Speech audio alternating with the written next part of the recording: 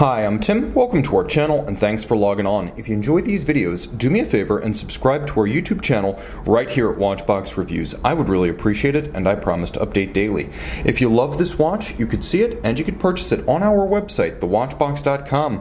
And today we're discussing a 2007 Baselworld launch that has become a modern legend.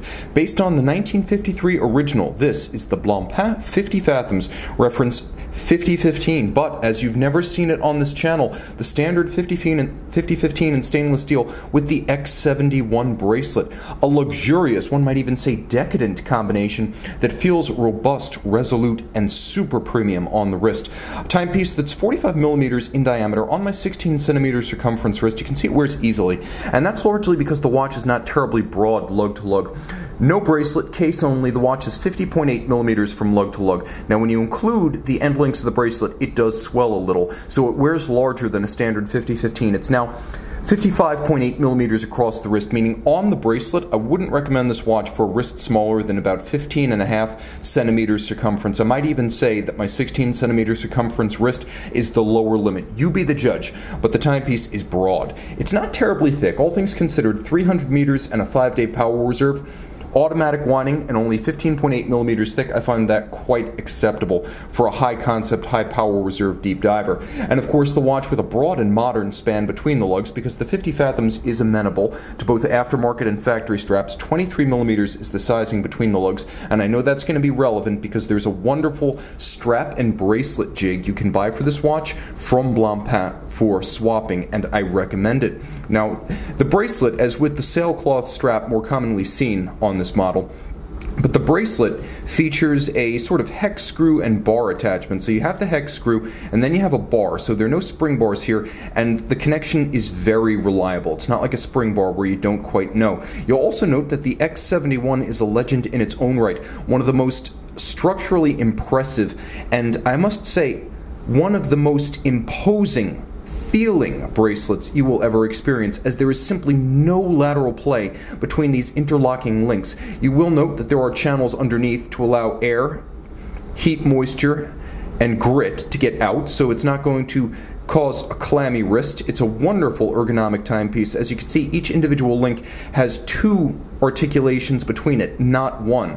And then you have half links for precise sizing and a double locking clasp with twin trigger release. The early X71s did not feature the twin trigger, so I like to see it. It's just a little bit more secure and dependable on the wrist. Now the timepiece, of course, is a 5015 with all that entails. A graceful and somewhat complex case form that's anything but a sheer-sided Planet Ocean or Rolex Sea Dweller. You can see it's got a little bit of a complex curvature to it, as well as a sharp break between case and lug that is emblematic of Blancpain designs across the board. That sharp break between lug and case flank is hand finished.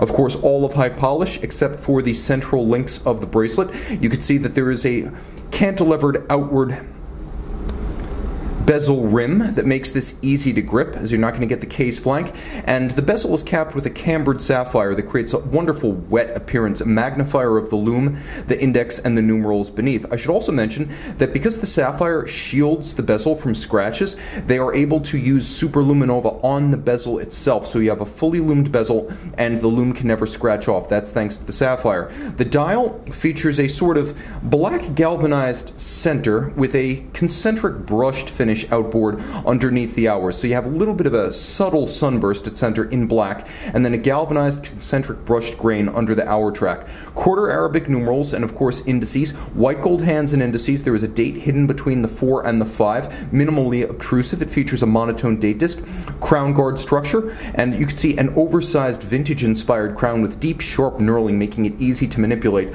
Underneath the case back, water resistant down to 300 meters, you have the exclusive caliber 1315 built for Blancpain by what is now known as Manufacture Blancpain, but formerly Frédéric Piguet. 35 joules, automatic winding, 3 mainspring barrels, 5-day power reserve, stop seconds, quick set date, 28,800 vibrations per hour, adjusted in 5 positions like a chronometer. These movements are known to run quite easily within 1 second per day. You also get a free-sprung architecture that is robustly shock resistant. You can see anti-magnetic because this model features a soft iron inner core around the movement, much like a Rolex Milgauss, so that the magnetic field lines you may encounter are channeled around the vulnerable hairspring. This is a timepiece that also features substantial external hand finishing to create the Immaculate Polish and internal hand finishing. Though you can't see caliber 1315, it is finished in high horology tradition, and that is the ultimate mark of integrity, high-end finish that you cannot see. The psychic satisfaction is knowing it's there. You can see and purchase this X71 bracelet, Blancpain 50 Fathoms, on our website, thewatchbox.com. The explosive loom of the stainless steel Blancpain 50 Fathoms. As you can see, a full mobile bezel and easy to line up that dive bezel with the minute hand. The ratchet, have a listen, is superb. See it and make it yours on the Watchbox.